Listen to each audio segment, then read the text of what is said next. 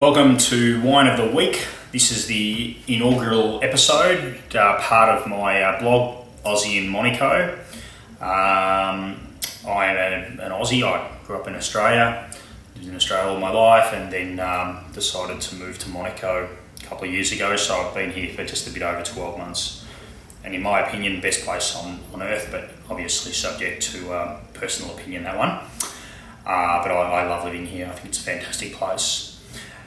What I've done here with the Wine of the Week for the very first episode, I've tried to mix the place that I came from, Australia, with the place that I've come to, which is Monaco, or this general region, the French Riviera. So I've chosen this very specific wine for that purpose, which is Al. It's a Provence wine, so just to the west of Monaco. But the classic thing about this wine, as far as Aussie goes, is it's called Al, which of course is...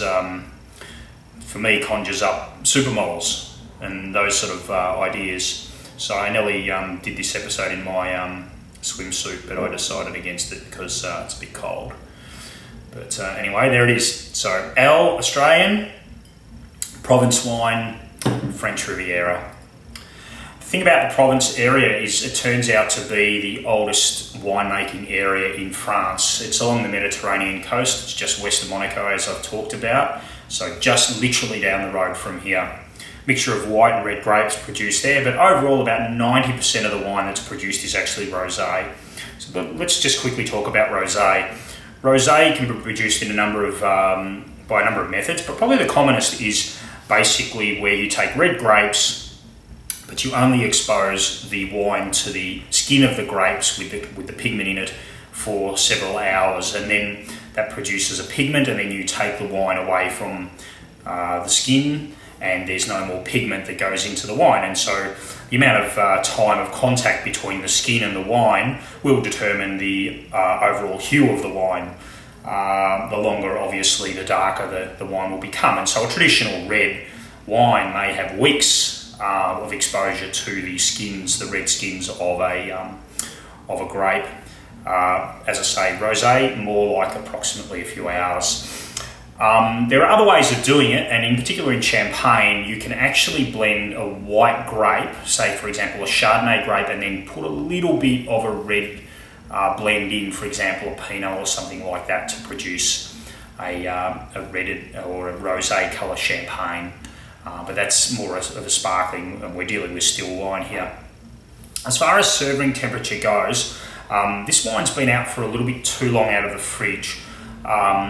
The best temperature to serve rosé is approximately that temperature that you would serve white, which is somewhere between 7 to 13 degrees Celsius, and the fridge is about 2 degrees Celsius. And so that's why I took it out a while ago, just to bring the temperature of the wine up. But as it turns out, when I've tested it with my thermometer here, the temperature of this wine here is somewhere in the order of about 16 degrees. So it's probably about 3 degrees above what we'd ideally taste this wine at, or maybe a few degrees even above that. So, but that's okay. I mean, I am actually quite enthusiastic about having wine a little bit warmer than mostly recommended, particularly the chilled wines, the whites and the reds. I think generally we tend to appreciate the flavours a little bit better at a slightly higher temperature than a lot of places serve them around the world. Okay, so we're doing a segment here. It's very relaxed. I've got my commando shorts on here, being an Aussie and all, and but we'll go through some sort of formality, I guess, so that we've got some standardisation of trying these wines out over the course of these segments. So tasting wine really comes in 4 stages, and I'm going to talk about the cranial nerves because it does encompass a lot of our sensory inputs in terms of the cranial nerves when we do taste wine. And that's probably one of the reasons I really do actually enjoy tasting wine, is because we really do explore the senses with this one. So the 4 stages are firstly to look at the wine, and that's the optic nerve. The next is to smell the wine, which is the olfactory nerve. Then we have the in-mouth feel, or the taste of wine, which is a combination of the facial nerve, the anterior 2/3 of the tongue supplied by the facial nerve, and then also the glossopharyngeal, the posterior third of the tongue is supplied by the glossopharyngeal cranial nerve. And then the last stage of tasting is the aftertaste or the finish of the wine. And again, that's mainly the facial and the glossopharyngeal nerves. This wine here is under €10, and that equates to somewhere under $10 or in Australian dollar terms, somewhere probably around about $10 Australian, give or take. Every time I test a wine out, I'm going to do something very specific. It's specific to me, but I'm going to give the bottle a bit of a rub here because who knows, a genie might pop out, and that's certainly what I've been hoping for many, many years. And if a genie does pop out of one of these bottles of wine during one of these segments, that's probably the last you'll ever see of me, so it was nice knowing you. In terms of cork removal, this cork's already been pulled. I've misplaced my foil cutter, so I've got the old knife out here to get rid of the foil.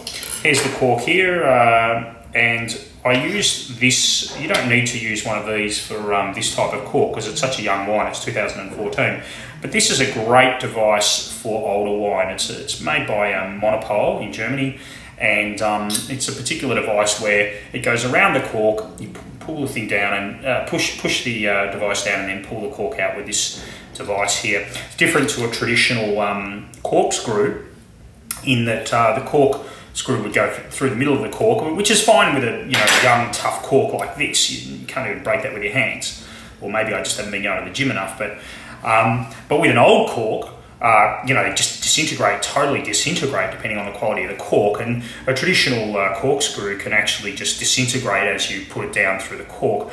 And this is where this device is an absolute champion, because I have been able to pull corks out of bottles that are 40 or 50 years old with this little baby here, and works an absolute treat. I bought this one off Amazon. I had one in Australia as well, but I bought this one off Amazon in France and got it delivered, and works very, very well.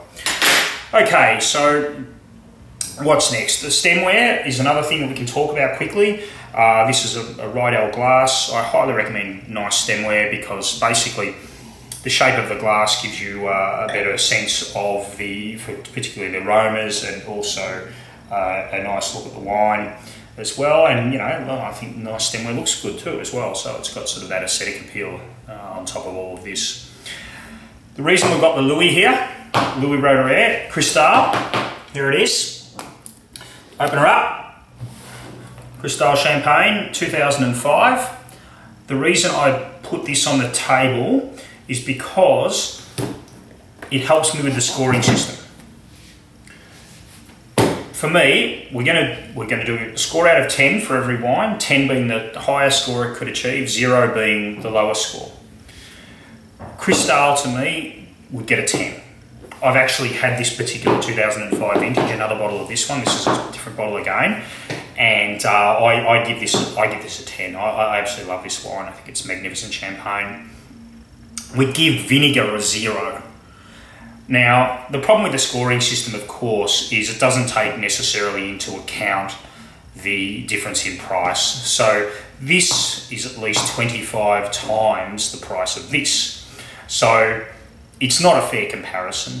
If you give this a 10, it's going to be very difficult to give this a 10. But for example, if we did a tasting of this wine against a horizontal tasting against other similar wines from different vineyards, of rosés at a similar price point, theoretically then you could maybe nominate this as a 10 and then work your way down from there, or you might give this a 5 and the best rosé you tasted was a 10. It's very difficult to do that. There's a lot of personal preference to come into it. So I'm going to say Cristal's 10, and when I give a score, you have to keep in mind the fact that it's only to some degree taking into account the price of the wine, and so it's not entirely fair, not an entirely fair system. Hey, the world isn't necessarily a fair place.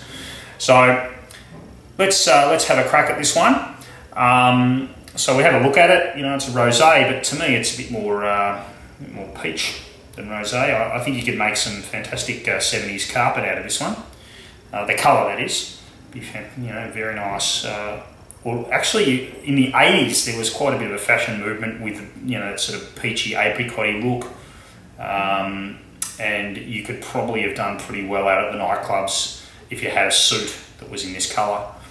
I'm going for peach more than the classical rosé colour, although rosé can be many different colours, as we've already talked about. So that's the look of the wine. We've got the optic nerve working there, and it's that's the assessment. The olfactory nerves next, the smell, the odour, the nose, so to speak. Okay, so really probably the dominant thing that I can smell there is probably strawberry.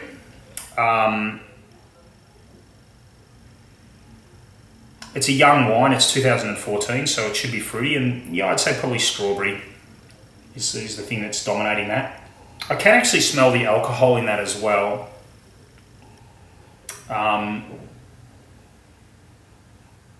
If we probably decanted it for a while, that may some of the alcohol may come off, and it wouldn't be dominated as much by the alcohol. But I can definitely smell the alcohol there. But definitely the strawberries. So I think that's the key element that I can smell there. Strawberries, sort of a sweetish aroma. Okay, so the next thing we do in the stages, the third stage, is the in-mouth feel or the taste. Get the old facial and glossopharyngeal nerves working.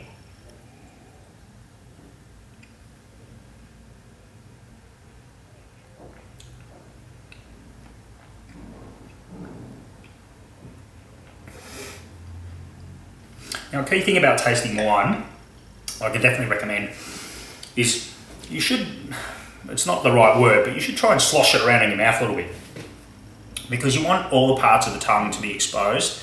And also, a huge factor in taste is smell. And you know, it's easy to test this out. If you've got a cold and it knocks out your olfactory nerve for a bit, or if your olfactory bulbs don't exist, or for some reason have got some sort of neuropraxia or what have you, then at the end of the day, those people don't have the same sense of taste that a person with functioning olfactory nerves, functioning smell actually have. And so a very important part of the wine is just letting that wine drift up into the nasopharynx, and that gives you a much greater sense of the overall taste of the wine. So really the dominant thing I could taste when I first tried it was again strawberry. Really, to me, there's strawberry. It's young fruit is what I can taste. Young fruit.